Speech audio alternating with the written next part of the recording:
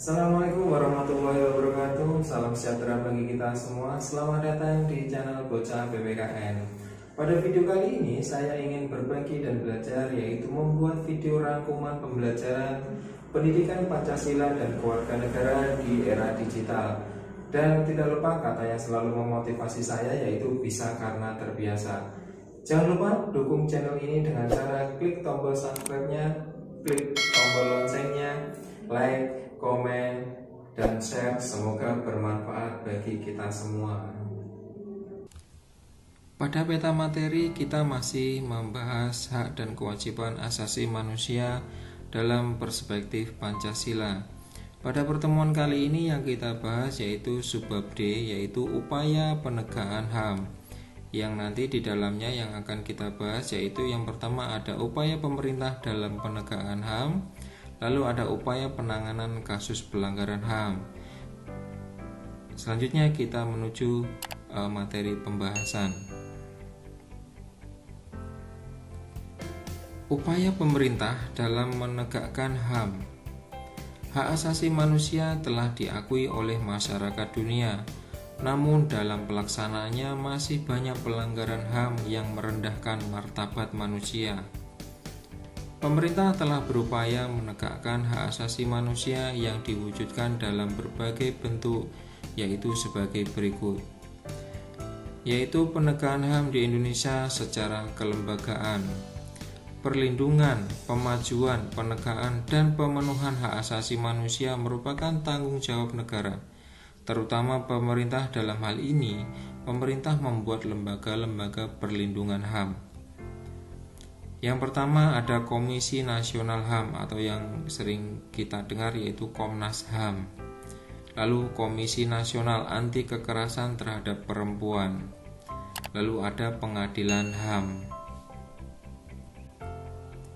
Dalam upayanya pemerintah dalam menegakkan HAM, hak asasi manusia merupakan suatu hak dasar yang dimiliki oleh seseorang dan harus dilindungi secara hukum agar hak tersebut tidak dilanggar pemerintah.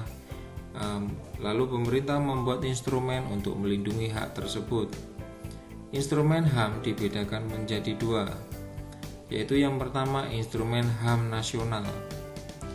Instrumen ini dibuat oleh pemerintah dan hanya berlaku di bawah hukum di mana instrumen itu ditetapkan. Yang kedua, instrumen HAM internasional. Karena bersifat internasional, maka instrumen ini melindungi hak asasi manusia secara internasional. Selanjutnya, upaya penanganan kasus pelanggaran HAM. Pada umumnya, upaya penanganan pelanggaran HAM dilakukan dengan cara sebagai berikut. Yang pertama ada upaya pencegahan. Upaya pencegahan pelanggaran HAM dapat dilakukan dengan cara sebagai berikut. Yang pertama, penciptaan perundang-undangan HAM yang baik dan lengkap. Lalu penciptaan lembaga pemantau dan pengawas pelanggaran HAM. Lalu 3, pembentukan lembaga peradilan HAM. Yang keempat, pelaksanaan pendidikan HAM melalui keluarga, sekolah, dan masyarakat. Selanjutnya yang B, upaya penindakan. Upaya penindakan untuk menangani kasus pelanggaran HAM berdasarkan ketentuan hukum yang berlaku. Penindakan ini dapat dilakukan dengan cara sebagai berikut. Yang pertama adalah pelayanan, konsultasi, pendampingan, dan advokasi bagi yang menghadapi hukum.